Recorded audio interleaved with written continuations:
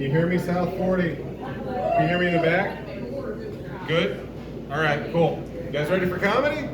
Yeah. All right, you're a small crowd, but I can feel you. You're strong, aren't you? You're strong, solid Saturday night crowd. It's good to have you here. Thanks for joining. Yes, I am hearing somebody wants louder. Thank you, Jordan. Give it up for Jordan and Sarah for being helpful and awesome. Whoa, hello. That was a little overcompensation. You want it that loud? You want to hear Garfield's voice that loud? Okay, great. All right, let's do it. My name is John Corelli. I'm your host and featured act tonight. And my friend Anthony Crawford's sitting there, and he's going to come up after me. Thanks for coming out tonight, guys. It's starting to get a little chilly out, so thanks for braving. I know it gets way colder out here. I know this is nothing. For city folk, this is cold. For you guys, I know this is nothing. I work with special needs kids in a high school in Denver, and I love doing it, but it's kind of funny just how these kids can talk sometimes. You know, I work with kids all across the board: Down syndrome, autism, ADHD, and ADHD are my favorite because there's no filter. They'll just say whatever, right? And I was putting a kid on the bus. This was back in May at my last school, and I put a kid on the bus, and I was getting a little melancholy. I'd been there 3 years, and I knew I was going to be there this year. And I'm like, okay, man, got to hold it together. This kid's name's Cedric, and I go, Cedric, have a great summer, man, and have a good senior year. It's been good working with you the last 3 years, and I'm going to miss you, man. And as I'm walking away from the bus, you know, I'm hoping he'll say something very heartfelt and meaningful. And instead he goes, oh, you have a good summer too, Mr. John. Hey, Mr. John, anyone ever tell you look like Paul Blart Mall Cop? No, Cedric, no one ever has. But thanks for putting that in my head, that apparently I look like Kevin James without any of that pesky money, fame, or success. That's great. I am dating. It's weird dating when you're over 50. I'm 56, and I date what I think is age appropriate. You know how everyone has their own standards. I go 10 years either way. I think that's okay, right? I can date 46 to 66. That would have been bad if I were 21 and had the same standard. Thinking it's perfectly okay to date an 11-year-old. No, you can't do that. But you get older, the range gets bigger, right? But it sucks too, because at over 50, the sites are I don't know. Has anyone ever been on a dating site here, a web dating app? I don't do it either. Good, you're a wise man. He's just shaking his head. No, me neither. But we know what they're called. They're eHarmony and Match.com and Plenty of Fish. They sound great for people in their 30s. Have you heard of the ones for people over 50, Jordan? I have not. Well, you're going to learn. One is called Our Time. Is that bleak enough for you? Our Time. Our time to what? To live towards the sunset, fall into an open grave, and fucking die? Our Time. The other one's called Silver Singles. Silver Singles, yeah. Silver Singles, they don't even bother. You don't get to meet some nice lady someplace cool like Applebee's. RTD Accessoride comes to your assisted living, takes you to her nursing home. You have dinner at 3 and you're home by 4. It's great. It's absolutely brutal. Hard dating. I mean, you know, Jordan, you know. I'm going to talk, Jordan, this set is just for you. But honestly, it's like I said, I date age appropriate. So most women around 50, you've seen some battle scars, right, ladies? You've been through some shit, and you don't want to take any more shit. Like, for example, I dated a woman recently, and women in their 50s that have been like in a relationship for 25 to 30 years and it wasn't that great, and now they're all of a sudden on the dating scene in their 50s, they're not gonna be subtle when they let you know, right? If you're doing something wrong, especially sexually, they're not gonna be like give you a little wiggle, the hips are a little, no, they're gonna let you know loudly in English if you're doing it wrong. They're gonna be like, you're fucking doing it wrong! It's brutal. And it's rough, man. I mean, women, I've been dating for a while, last 5-10 years, ever since my divorce. I've been dating, and women will be brutal. Like the last woman I dated, she'd been getting around. She'd been divorced like 1.5 years, and she was nailing a lot of dudes, which is fine. No judgment, do your thing. I was one of those dudes. And I was one of said dudes. And so And she paid me a compliment. She goes, you know, John, you bring it pretty good for a 55-year-old man. You're pretty good in bed. And I was like, thank you very much. She said, yeah, the last guy I was with was 36, and you're better than him. She goes, of course. Of course. This is not going to be a positive of course. This is going to be this isn't going to be, of course, I think we should bronze your dick and replace the flame at the top of the Statue of Liberty with. No, it's not going to be that. She goes, of course, he had terminal cancer in one testicle. So that's what I'm beating, right? Barely, apparently. That's not a compliment. That's a backhanded compliment, at best. I had another lady, because I like to be spontaneous in sex, right? I'll just rip my clothes off, hope she rips her clothes off, and we'll just run into each other, right? Looking at all our 50-something imperfections, ignoring that and having fun. But this actually happened, it was brutal. I'm surprised I can still recover from it. I'm naked, she's naked. I'm like, all right. You know, and I thought she would be like, all right. No, she looks right at my crotch and goes, guess that'll have to do. And she didn't say it like, yeah, it was cruel. And I was like, she didn't say it like in a feminine manner. She said it like a Teamster boss, you know, on a construction site. Like she might as well have had a hard hat and a cigar. Like, yeah, I guess that'll have to do. Is that a Teamster dick? I only take Teamster Union dick. If it's not Teamster Union dick, it's not gonna work in this Teamster Union pussy. It was rough. Another thing, you're gonna learn a lot about me sexually, unfortunately for you guys tonight. I do go down there, ladies. I go down. Thank you. Yeah, I get my face and hands dirty like a miner. You know what I'm saying? Yeah. I like to oil the runway. You know what I'm saying? I like to oil that runway, ladies. So ridiculous. But it's a perfect analogy for me. I say, yeah, tell them to shut up. If you oiled a real runway in real life, you'd have crash planes and dead people, sort of like my sex life. So it's a perfect analogy. But I was oiling the runway, and I try, right?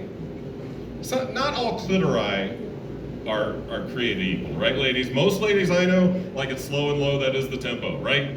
But some ladies like it fast and hard, and I was trying to figure it out on this woman, and it wasn't going well. So she literally took the situation into her own hands. She took the back of my head and just started just like Brillo pad on an iron skillet, you guys. Just like cheese on a cheese grater. It was rough. I ate her pussy, she broke my nose, ladies and gentlemen. It was brutal. I needed my water. Where'd I put my water? I do have one thing going for me in the dating world. I think I look pretty average for my age. I do have one thing that brings me from a solid 5 up to a solid 7, and that's the number 812. Do you know what that represents in my life? It's my credit score, ladies. Yeah, fuck yeah. It's like a dog whistle for women now. You mention the number 812 at the bar, women will put down their drink and look your direction. I've noticed women get very 1800s Southern when they hear 812. In regards to my credit score, they're like, ooh, I do declare 812. You don't say, sir. Ooh, 812. Well, I'm usually not into pudgy Italian comedians, but 812, I'll make an exception. I do declare. I do declare. Now, I know I just made a reference to Wet Ass Pussy, the phenomenon. I also want to talk about the song Wet Ass Pussy. You guys remember that song from a few years back? Cardi B's song, You're Making a Face Like a Lot of My Generation Made, and I'm gonna argue with you a little bit on this. I don't understand why my badass generation, Generation X, the 40 to 60-year-olds currently, got so upset about that song. I was like, yeah, it was offensive, sure, why not, right? She's just talking about her sexual power though, right? Just saying, take it, fuck it, mop it up with a bucket. I don't remember the actual lyrics, but it was something like that. But I want to remind my fellow badass Gen Xers, we're always talking about how badass we are, right? We didn't come home till the lights came on. We drank out of mud puddles. There was no such thing as bottled water. We didn't have baby seats in the cars in the 60s. That's real. That's not something to brag about. That's just something that happened. But so, when my badass generation that also brought punk and rap into the mainstream, did all sorts of cool shit, and then we're getting upset about a song about, like, wet ass pussy, I want to remind my generation what we listened to and what we said and what we did in the 80s and the 70s, right? Did any of you go to the bars when Moni Moni would come on by Billy Idol? Do you remember this? Here she come now, singing Monet, Monet. Hey, what? This is where you can join me. Get laid, get fucked. Do you remember that? The whole bar would say it. No? Well, this just happened in the city. But everybody was doing it. Ladies and gentlemen, drinking pitchers, $1 pitchers, just fucking mullets. I thought she knew the bathroom. Oh, the women's is there. Never mind. You do not look like a guy. I just forgot. Just forgot where the women's room was in here. But yeah, it was crazy in the 80s. We were completely offensive people, so I don't understand why now we're getting upset about things like Wet Ass Pussy and songs like that. Do you remember fucking Prince's entire catalog? Erotic City? We can fuck until the dawn, making love till cherry's gone. Holy shit, that was on the radio, you guys. How about Darling Nikki? Remember that song? I knew a girl named Nikki, I guess you could say she was a sex fiend. Met her in a motel lobby, masturbating with a magazine. Yeah, a couple of questions for Prince on that song if he were alive today, right? First of all, motels don't have lobbies. They have a shitty chair with a shitty desk with a shitty guy, okay? Secondly, masturbating with a magazine. Was she just like rolling that thing out and giving herself a little diddle job? Or did she roll that thing down and just fucking go to town? I got questions for Prince on that song. So those are the things we listened to. Things we said were not nice in the 80s, so I don't understand why my generation's getting that sensitive. We used to have bumper stickers that said no fat chicks on them. Yeah, that wasn't very nice. I went to a high school volleyball game one time. We followed our volleyball girls across town to Douglas County High School because nothing says awesome like watching scantily clad girls dive for loose balls, right? That's funny, I don't give a shit what you guys think. So we go to Douglas County and we made up a cheer. And it went potato chip, crunch, crunch, crunch, Douglas County, here's your lunch. Nobody got upset. It was fine. It was 1984. Everything was fine. In fact, I remember looking across and some of the kids were flipping us off, but some of the parents were laughing. And I bet a bunch of them were like, that's a pretty good cheer. We should use that at Ponderosa next week. Yeah, so we said crazy things, we did crazy things, and I don't know if any of you know about this, people my age know about it. We had a thing in bars called midget tossing. Anyone know about this? Yeah, that's what happened when you threw a midget. The bell would ring, and an angel would earn his wings. Thanks for that, Sarah, that's helpful. So, I want you to set the scene, right? We know this is the only bar in Elbert, but hypothetically, say somebody set up a bar across the street. This is why you would get midget tossing. You know, this bar, the guys across the street's like, man, they got Corelli doing comedy. How the hell am I gonna compete with that? And this guy would have to do something like get a friend of his, a little person, right? And say, how would you like to earn a couple $100 a night? Yeah, what do I have to do? I'll just get thrown around the bar. And that's how it actually happened. I don't know, does anyone ever witness this or know about this? It's a real thing that existed. So it was a full-grown big human throwing a full-grown little human across a bar with a bicycle helmet and some bubble wrap wrapped against him. It was insane. You just take him and chuck him, you'd have to pay like a $5 fee, and if you threw him the furthest, you'd get a bar tab. And then there was two ways of doing it. One was taking him like by the scruff of the neck and his ass and chucking him. And then by the way, the safety precautions were hardly OSHA recommended, you guys. It was like the bar owner took some shitty pee-stained mattresses and staple gunned them to the walls and the floor. The other way of doing it was to take this guy and like hammer throw style in the Olympics and just fucking boom, and just little person flying through the air towards his destiny. And we're getting upset about wet ass pussy. Come on. All right, I'm gonna tell you what else I got for you guys.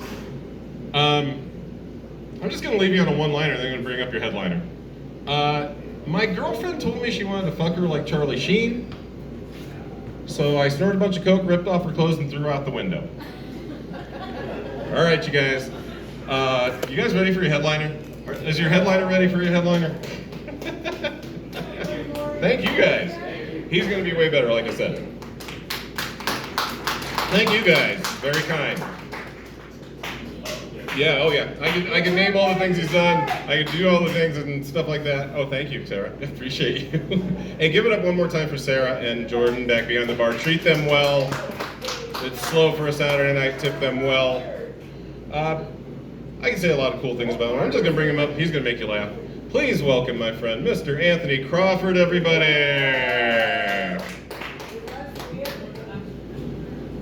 Elbert, what's going on, guys?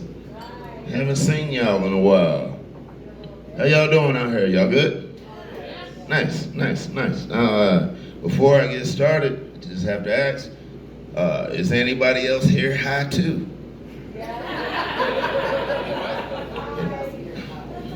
Fuck yeah. All right. I just re-upped when I went outside, and yeah, I'm back in my motivation right now. Please don't take me seriously. Don't take anything I say seriously. I found my voice. I basically sit at home, smoke as much weed as my body will handle, and then I write down the dumbest things I can think of. And now people pay me for it. And I think that's so fucking dumb. But here we are, man. Here we are. So don't take me seriously, man. Everything I'm gonna say came from a very high place. And don't try to M. Night Shyamalan me either. Y'all don't understand how high I get. Every joke is not gonna end the way you think it's going to. Perfect example. Let's give you an example, then we'll get into it. When I was a kid, very true story. When I was a kid, I truly and genuinely hated the Coneheads. Remember them? Saturday Night Live, that sketch, that movie. Hated the